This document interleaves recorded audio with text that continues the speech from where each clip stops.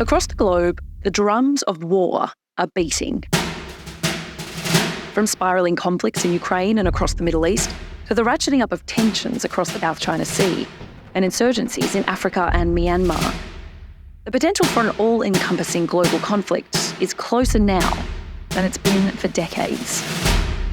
The business of fighting wars is booming. Beijing is increasing military spending, claiming efforts to contain China are escalating. The Biden administration is releasing its first federal budget proposal as well. It includes $753 billion in defense spending.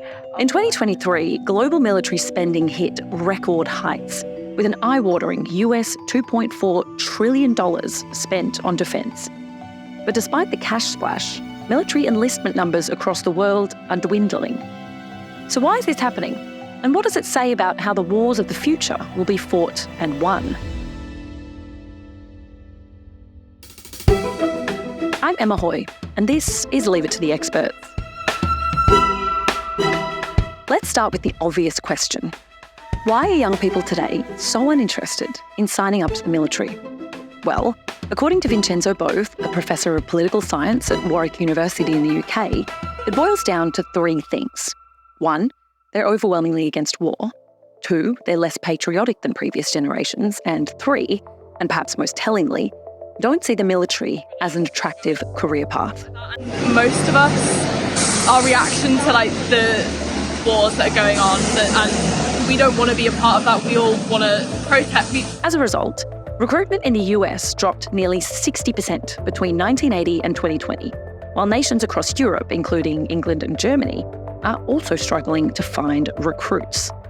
However, having the largest standing military is no longer as decisive in battle as it once was.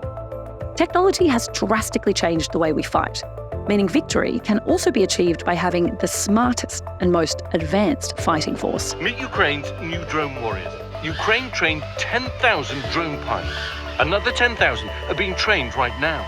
There are countless examples across history. However, most recently, the ability for Ukrainian forces to push Russia's invasion not only away from the outskirts of the capital Kyiv, but almost back to the Russian border, was not done through numbers, but by sophisticated technologies and support from its allies. Kyiv says it's countering Russia's numerical advantage by being nimble, quick and accurate. And it's made possible, they say, by artificial intelligence. Across the globe, enormous amounts of cash spent on defence has been poured into automation, artificial intelligence, big data, and drone warfare, as military forces all over the world prepare for the battlefields of tomorrow. So in the world of AI, so you got massive amount of sensors out there which are generating a massive amount of information. What AI will do, absorb that information, correlate it, and turn it into useful intelligence or action. This means that resources are used more efficiently and effectively, allowing targets to be located, threats assessed, and plans executed in warp speed. And as the wars in Ukraine and Gaza rage on, strategists are being provided real-time insight into the prevailing weapons and technologies and how they're best deployed. 45 drones attacked different regions of Russia overnight. The future of warfare is rapidly changing. Retired US General Mark Milley, who served as the chairman of the Joint Chiefs of Staff until 2023, predicts that up to a third of the US military could be robotic forces controlled by AI systems by the end of next decade. You're going to see large components of those militaries become robotic. It won't be 100%. You're still going to have pilots and sailors and soldiers, but you're going to see an increasing use of robots and robotic forces. Let that sink in. Robots fighting wars that humans can control remotely. While it may seem somewhat like the Terminator movies, it's not all that different to how much of our wars are currently being fought. The use of drones during the war in Ukraine has reached unprecedented levels, with estimates that Ukrainian forces are using and losing an incredible 10,000 of them a month, while the Houthi group from Yemen has used drones rigged with explosives reaching all the way to Israel. Israel says it is investigating how its defenses failed to prevent a drone strike in central Tel Aviv. Houthi rebels in Yemen claimed responsibility for the attack, which killed... This trend points towards a long-predicted future of robotic warfare. But we're not there quite yet. While the war in Ukraine is being fought with next-generation technology, It's also a hybrid of the new and the old. Trench warfare, last seen at a global scale in the First World War over a century ago, now splits the front line between Ukrainian and Russian forces. So until the war in Ukraine, I genuinely thought that trench warfare really was a thing of the past. But the footage that has come out of Ukraine over the last couple of years has really shown how those skills are essential. Nations are wargaming any and every conceivable situation in an attempt not to fall behind in a rapidly changing world. Take Australia, for example.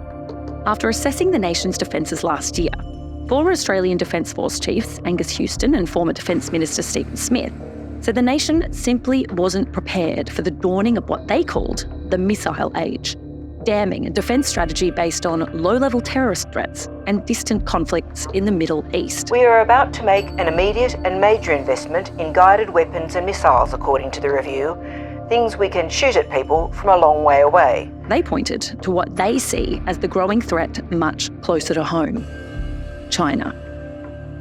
The report states that China is amassing the greatest military build-up of any nation since the end of the Second World War. And while Australia has used geographic isolation as its greatest defensive tool to date, that will mean next to nothing when missiles can strike with extreme precision from launch pads thousands of kilometres away. So what does this mean for a nation like Australia? Isolated from its major military ally, the United States, is it ready to fight the wars of the future? To see what those battles might look like, my colleague Sam Hendricks sat down with Adjunct Professor Albert Palazzo at the University of New South Wales. Here's what he had to say. I wanted to start with the DSR, the Defense Strategic Review that was delivered like a year and a half ago. And there was pretty loud public reaction at the time. And you wrote a long analysis of that, suggesting that that reaction was a bit overdramatic. But you did also say that the Army will need to modify its doctrine, its training, and even the type of individual favored by recruiters, and also establish programs for the acquisition of subsystems that needed to maximize the effect of a capability.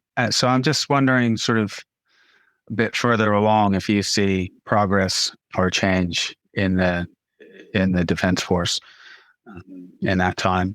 You know, they're gearing up to acquire things that have been around for decades, while also not taking advantage of what you might call a generational leap that is now clearly emerging.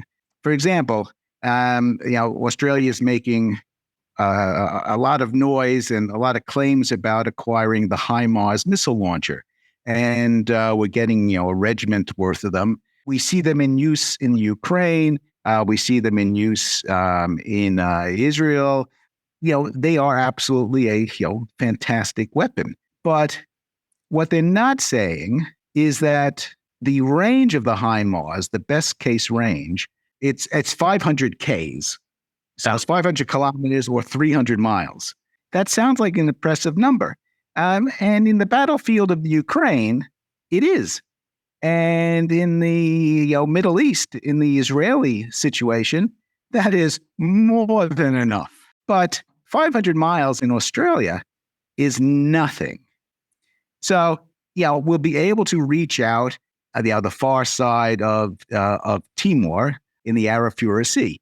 That's about as far as we can go if we're shooting from Darwin. Now, the unfortunate thing here is that the presumed enemy, and I'm not saying they're going to be the enemy, the government is operating under the assumption that China is the enemy or the adversary, the future adversary. And of course, the Chinese have on their warships, on their destroyers, missiles with ranges of 1,500 kilometers. Plus, they have ballistic missiles, intercontinental ballistic missiles, which they can fire from the island of Hainan or the mainland of China, which can also reach targets in Australia. So we have a deterrence threat that reaches 500 miles, and that means we can't strike them if they're firing back with things that can reach us from the Chinese mainland or from a flotilla of warships 1,000 miles off our shore.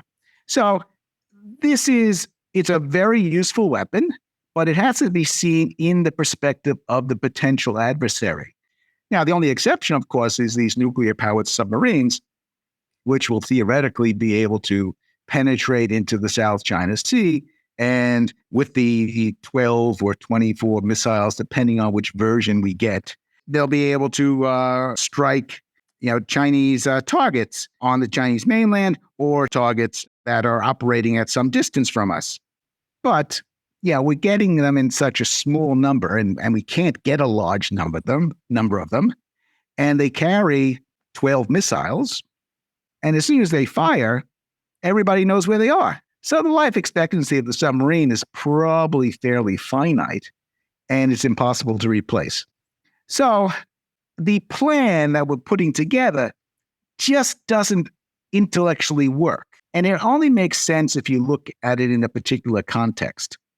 But the whole plan that the DSR outlines and then the integrated investment plan puts together creates a defense force that is very similar to the old defense force in that it can only fight as a junior partner in a coalition, presumably led by the United States. And that's what we're actually building. We're building stuff that we can fit into the American system, and we're obtaining stuff such as these used Virginia-class submarines, which may or may not arrive in the 2030s, which can fight alongside American warships.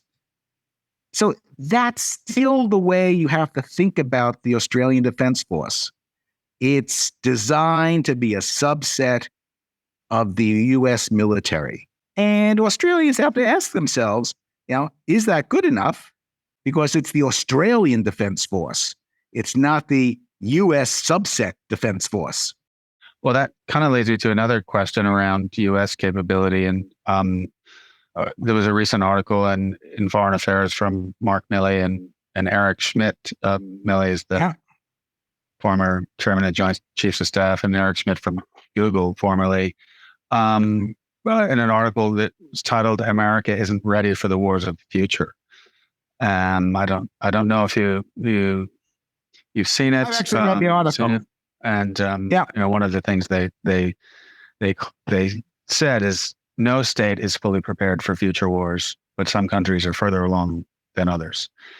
And they're really looking at the sort of full scope of what the war space looks like, which is something I wanted to get an idea from you, and I think you partly just answered in the subset sort of description that you've given, but the sort of bigger picture around Australia's capability and how it is prepared to deal with the changing character of war, and what that character looks like in your estimation. Yeah, that's a very broad question, because it then depends on the context. You have to frame that question. This is something that and this is a political question, and it's something that the Australian political community does very badly, because when you decide to go to war, and that's whether you're the aggressor or whether you're the victim, you still have to answer the same question. What am I hoping to achieve? I'm about to go to war, which is a terrible thing to do. And you really don't want to do one unless it's really important. And the Australian government doesn't pause to ask that question, is what are we trying to achieve? What's our goal? And the other question they don't ask is, what does peace look like? Because the end point of any war is peace. And you're fighting to bring about peace. So if you don't think about what's the peace that I'm trying to craft, you're just going to lose, because you don't know what you're doing. If you don't know what you want, you're just going to keep fighting, and eventually you'll realize that you're losing. And that's exactly what happened in Afghanistan. It's exactly what happened in Iraq. It looks like it's what exactly is going to happen in the Red Sea, because there's no understanding of, what does this look like when it's over? Because war can consist of, and Australia can wage it this way too, irregulars fighting a very low-level conflict, all the way up to high-end total war involving every aspect of the nation state. About the only aspect of war that Australia can't get involved in directly is nuclear war because, we don't have nuclear weapons. But the United States and China have nuclear weapons, and so we may get to experience that particular joy too. Australia probably can't wage any war on its own. Even the intervention in East Timor was highly problematic if it resulted in war. It was a success, but only because nobody did any shooting. Well, the shooting was fairly minimal. The only way Australia can actually participate in a war is with the U.S. assistance. And so the bigger question here is, what does the U.S. plan on doing? And, the U.S. itself doesn't seem to really understand where the lines are. China is clearly what they call the pacing threat, the threat against which you prepare to fight. But what does peace look like in a war between the United States and China? I suspect it looks like a lot of radioactive places because, that's what could happen. And that doesn't sound like, to me, a kind of war that should be waged. Well, getting back to the personal or personnel level, one of the things that you pointed out, the Army will need to modify the type of individual favored by recruiters. What did you mean by that? Since the First World War, Australia has been an infantry-focused force. Infantrymen and infantrywomen, they're very physically fit, they're very smart, and the emphasis is on going forward and seizing ground. But in the future wars, what we're seeing, is that range and precision are increasing. And we've known for a long time that you can put a cruise missile through somebody's window. And, if they can spot you, and we see this in Ukraine, they can fly drones and drop grenades through the hatches of tanks. We're also able to sense a lot of things, either from satellites high up in the sky or lower level sensors across all spectrums of the electromagnetic. You can see so much that you may not be able to process it fast enough. And that combination means that, with the ranges of present day weapons, there's no rear, there's no front. It's all just a combat zone, and no one can feel particularly safe, and either side can strike at great distance. And so we also need people who understand how to strike at a distance, how to operate, UAVs and drones. And they may be some distance from the front lines. They may not be in some muddy hole, which requires a fair degree of endurance, to tolerate. They may be in some basement someplace, managing these things. It opens up your defense force to different kinds of people who were not able or were not considered assets, usable soldiers in the past. So these days, you might need somebody with, very nimble thumbs as they are able to control, that controller, and they're not marching anywhere. Or the same thing with the ability to analyze lots and lots of data and pick out the connections in discrete sets and be able to then inform the commander, this is what's happening. So there's skill sets that, can be employed by, people who look like me, although younger. And in fact, you can probably start employing a lot of people as civilians and who are conducting what you'd call military tasks, but they're no longer in uniform. And they're working at a terminal, analyzing data, figuring out, where to strike. They'll still be subject to some degree of, military requirements, like, you got to really come to work, although maybe you'll be able to, work remotely from home and release a Hellfire missile while, watching television. These are the kind of things that become more possible in our heavily interconnected world in which you can sense and strike at great distances. Now, what gets in the way of that happening is the natural tendency of a military organization to want to control, to exert downward pressure on individual initiative. And they have to find that balance. And the military calls that mission command. So as long as you're working towards the known objective, you can pretty much do it. But often that is ignored by the senior commanders or the chain of command and even the politicians who want to reach down and do that. So they have to resist the temptation to reach down and let very junior personnel or even civilians make life and death decisions. And that's a cultural problem. But I could foresee a future where we have a uniformed group of warriors who might like to still call themselves warriors, and then another group of people who are very much involved in pursuing a military operation, but they happen to be public servants. That's it for this episode of Leave It to the Experts. For more on the future of warfare and its many forms, head to 360info.org. You can sign up for our newsletters at Newswire for journalists and understand our work to fight against misinformation with university experts worldwide. This episode of Leave It to the Experts was produced by Michael Joyner, Reese Hooker and Lachlan Caselli. Music by Jan Skubaszewski at Red Moon Studios. I'm your host, Emma Hoy. See you next time.